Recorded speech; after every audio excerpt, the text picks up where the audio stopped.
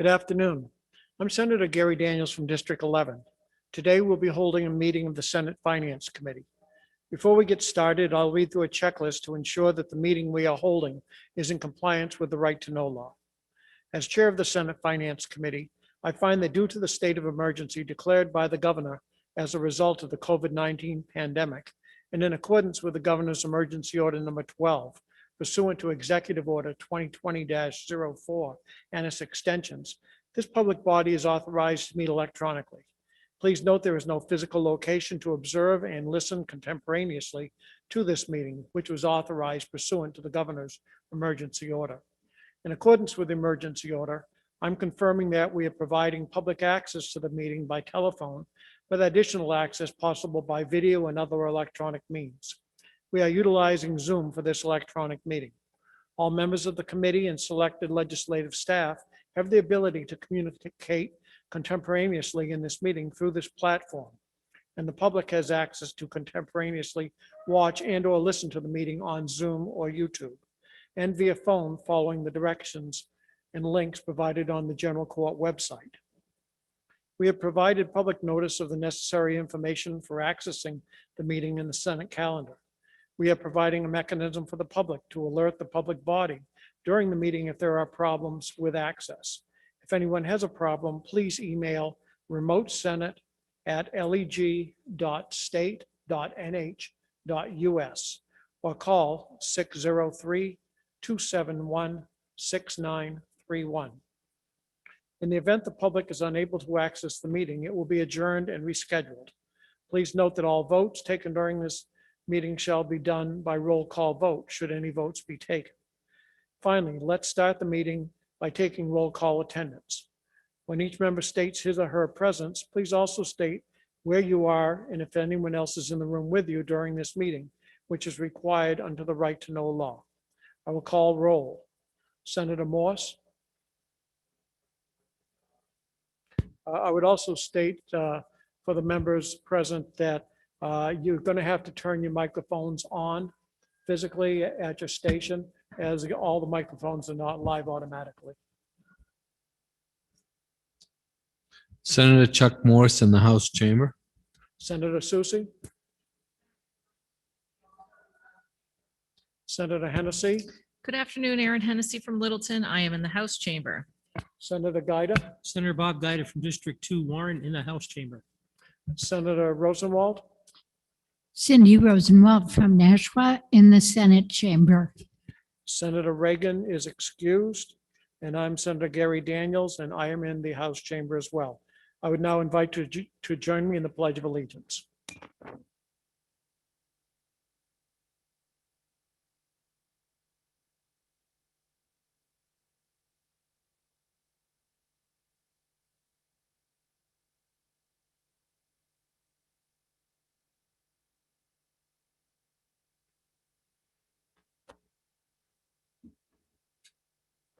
For the past 6 weeks, the Finance Committee has been working on the budget.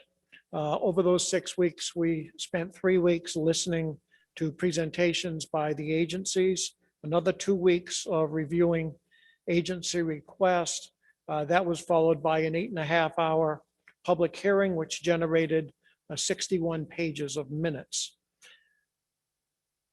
This all led up to finalizing the budget last Friday. I wanted to extend the committee thanks to the LBA for helping us throughout this process, for staff members who helped organize and implement the 8.5-hour public hearing that we had, to our committee assistant, Deb Martone, who kind of kept us organized, to committee members who via Zoom or in person kept the committee on schedule through their dedicated attendance, and those who are consistently communicating with committee members to feed us your thoughts and ideas. It is my pleasure at this time to turn the briefing over to Mike Kane, of the Legislative Budget Assistant, to summarize the financial aspects of this budget, which is not only balanced, but funds the needs of the state, returns considerable funds to our communities, sets New Hampshire back on track to be the economic engine of New England, and adds to our rainy day fund for future emergencies. Mr. Kane. Thank you, Mr. Chairman. For the record, my name is Michael Kane. I'm the Legislative Budget Assistant for the state of New Hampshire. Today is the Senate Finance Committee budget briefing. There is a 15-page document on our website, also available to the members in the chamber, that provides a high-level summary of the proposal that the Senate Finance Committee will present to the full Senate on Thursday. Overall, general highlights from the budget.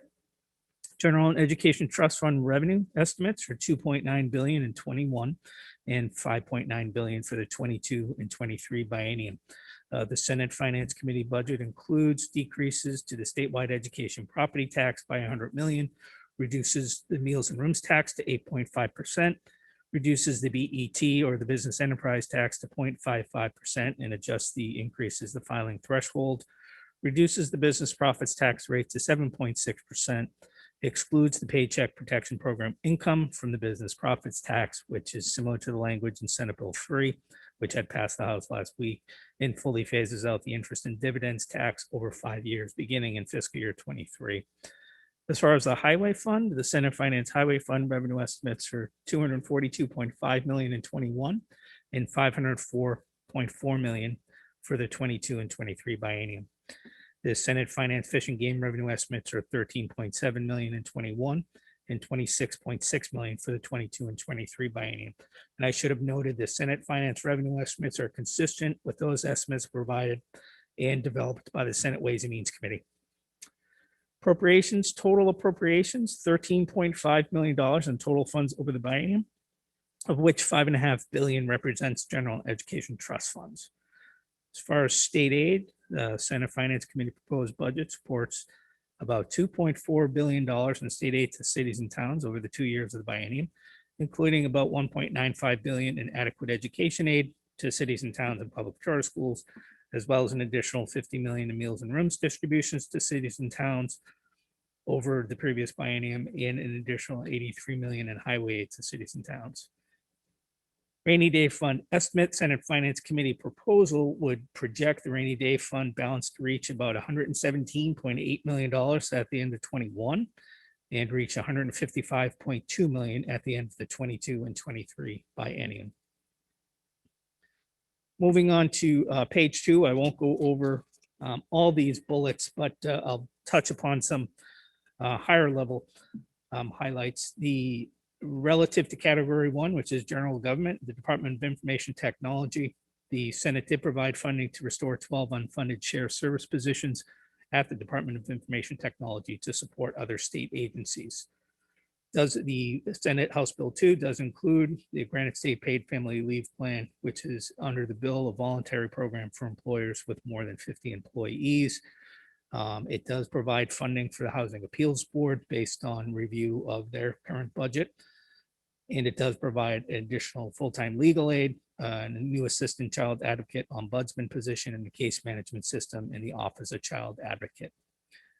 Under the Treasury Department, the Senate Finance proposal establishes the Meals and Rooms Municipal Revenue Fund, which will consist of 30% of all revenue collected from the meals and rooms tax annually, and will be restricted for distribution to cities and towns based upon population.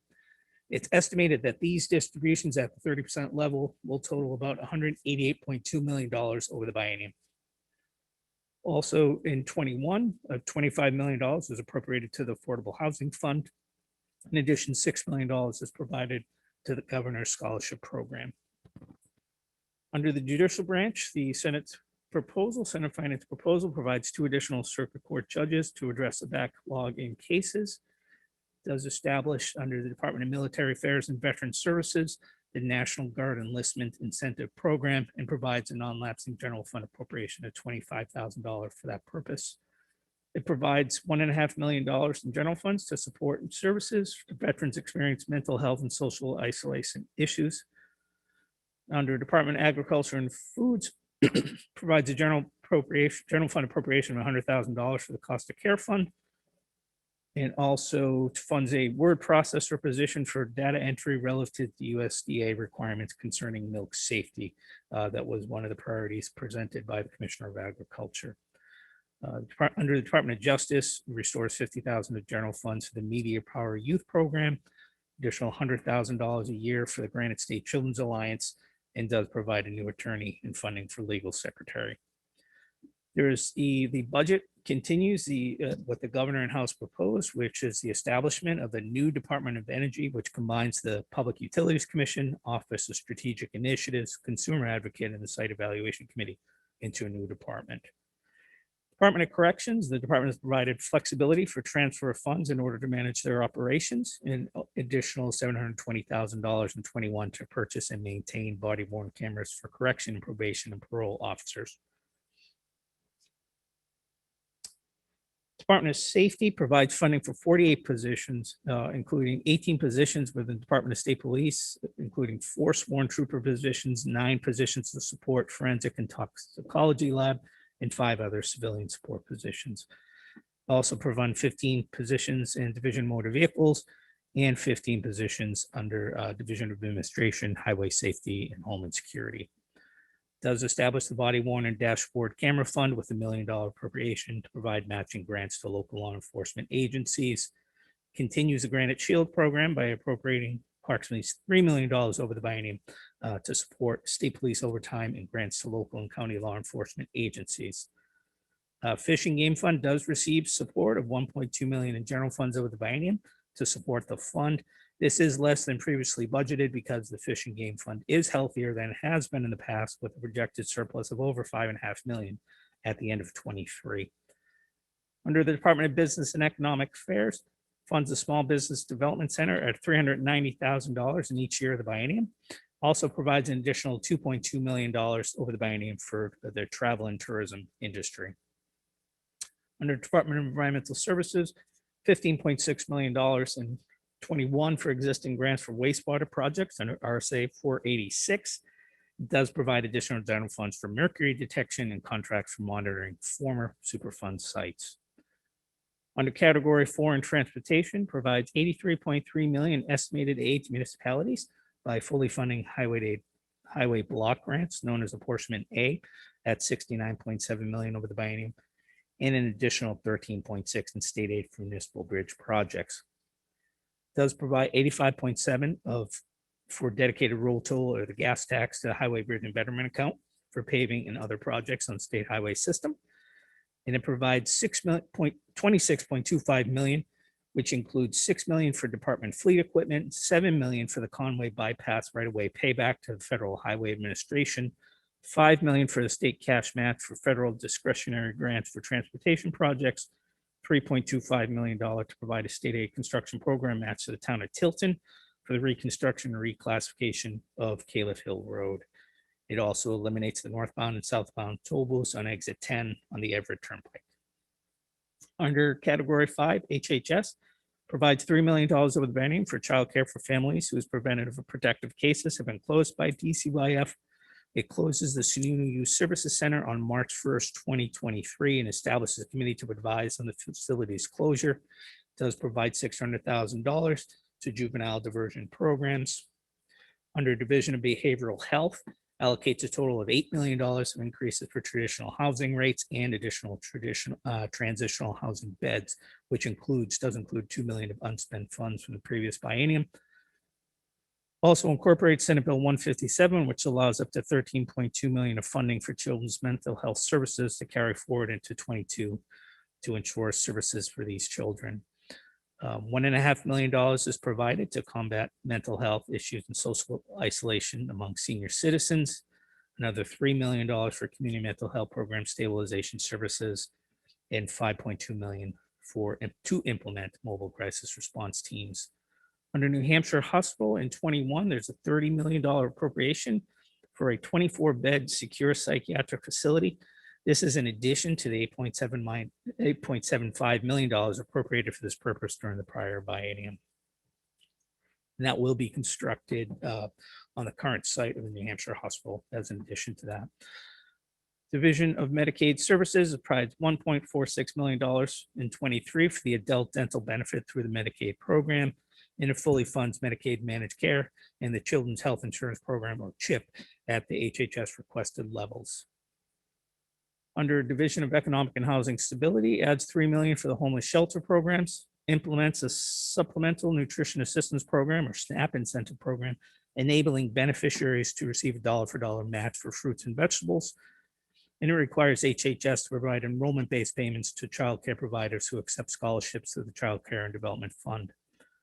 Division of Long-Term Supports and Services provides funding for an increase of at least 5% for all providers of Choices for Independence, or so-called CFI services, provides an additional 5% of funding over the governor and house levels for nursing homes, adds $4 million over the biennium for adult day services. It also maintains the house appropriations and commitments to the counties by maintaining the $29.1 million the House added over the governor's budget and general funds to keep the growth for the counties for long-term care services to 2%. Division of Public Health provides $440,000 over the biennium for tobacco youth outreach programs.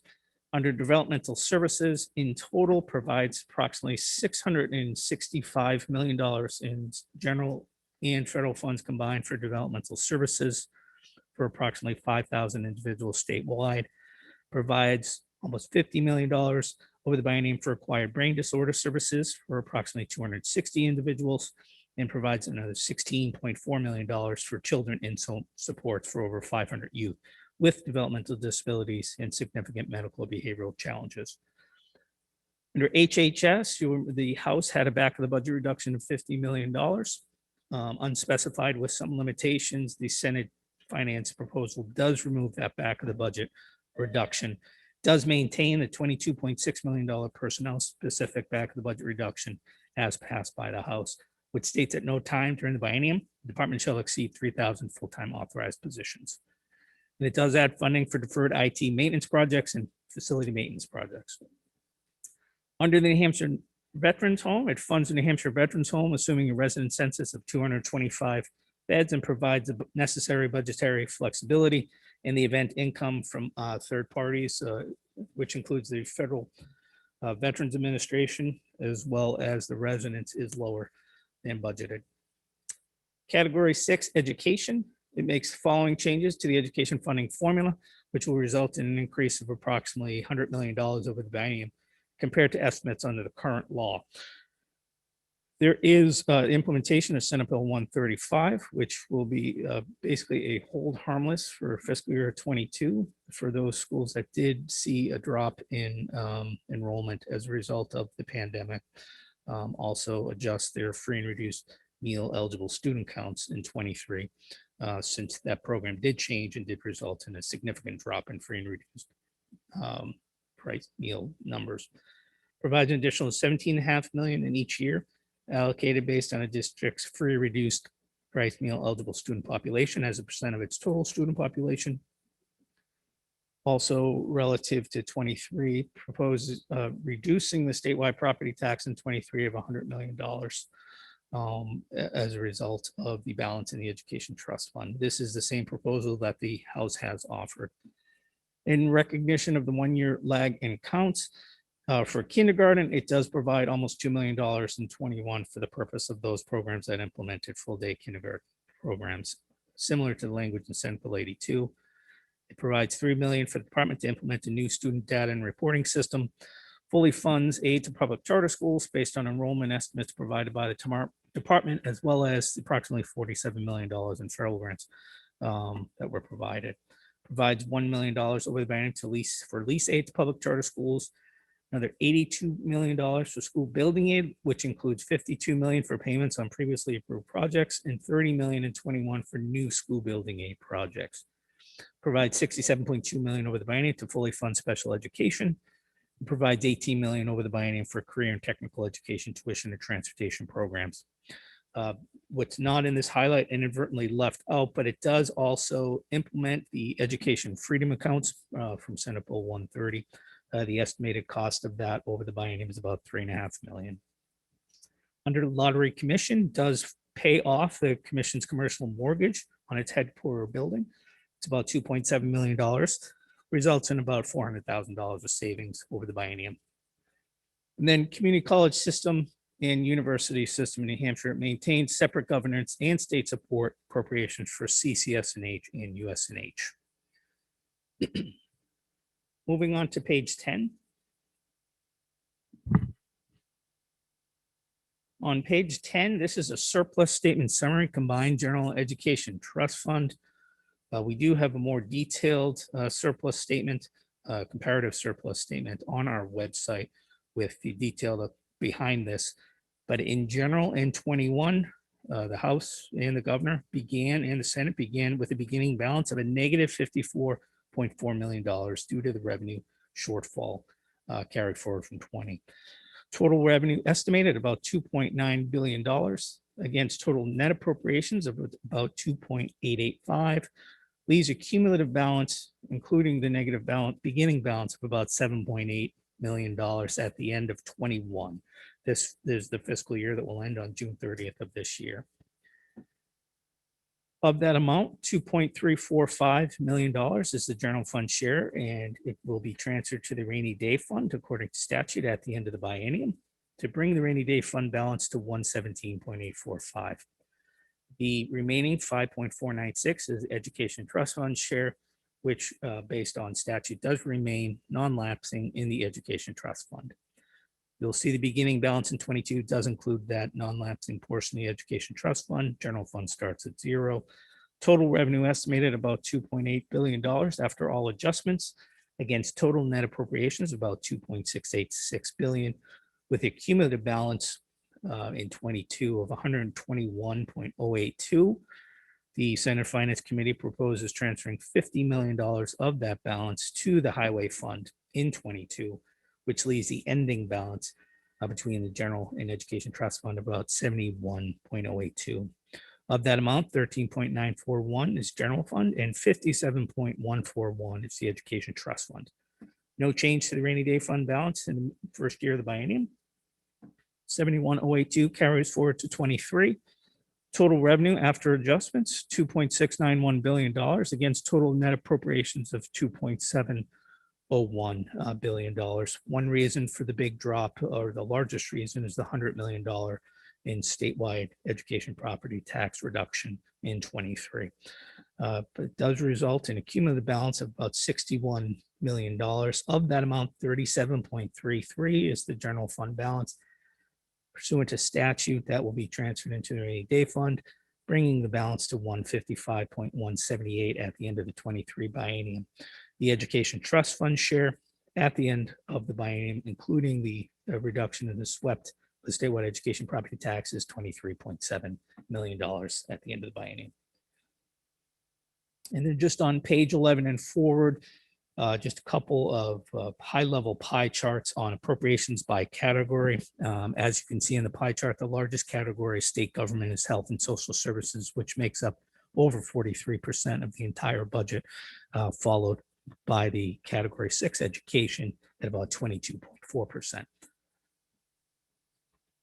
On page 12,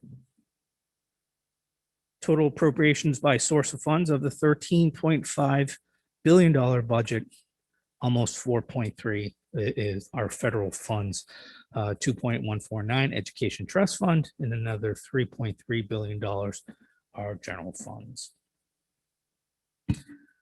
And then on page 13, what we've provided here is a biennial budget comparison by department. So these are the first 4 columns are relative to the general funds. It will provide you the 20 actuals, 21 adjusted authorized, as well as the 22 and 23 Senate finance proposals. And then the last final 4 columns provide you in total funds, including federal funds and other, the actuals adjusted authorized for the previous biennium, as well as the proposal from the Senate Finance Committee in 22 and 23. And the final page of this document is a summary of state aid by category. It does provide actual state aid in 20, including 21 budget. And it does have for 22 and 23, the governor's recommended, House Finance recommended, and the final 2 columns of the Senate Finance recommended state aid by category. So as you can see in the final 2 columns in 22, total state aid at about $1.2 billion under the Senate Finance proposal. In 23, another 1.2 billion. So that's 2.4 billion of state aid over the biennium, largest share being almost 2 billion of that is related to the education. And so that's all I have for our presentation. I would just point out that we do have additional documentations on our website, including the House Bill 1 amendment, House Bill 2 amendment proposed by Senate Finance. They are lengthy documents, so please feel free to contact any member of our staff if you need help locating or have questions on any of these provisions. Thank you.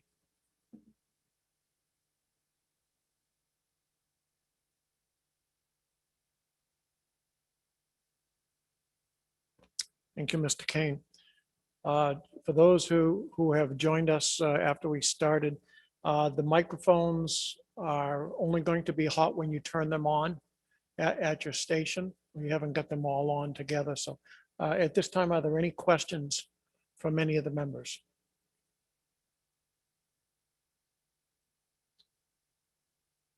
Seeing no questions. With that, I'll take a motion to adjourn. Moved by Senator Susie, seconded by Senator Hennessy. Call roll. Senator Rosenwald, Yes. Senator Hennessy, Yes. Senator Susie, Senator Morse, Yes. Senator Gaida, Yes. and the chair votes yes, and we will be adjourned. Thank you.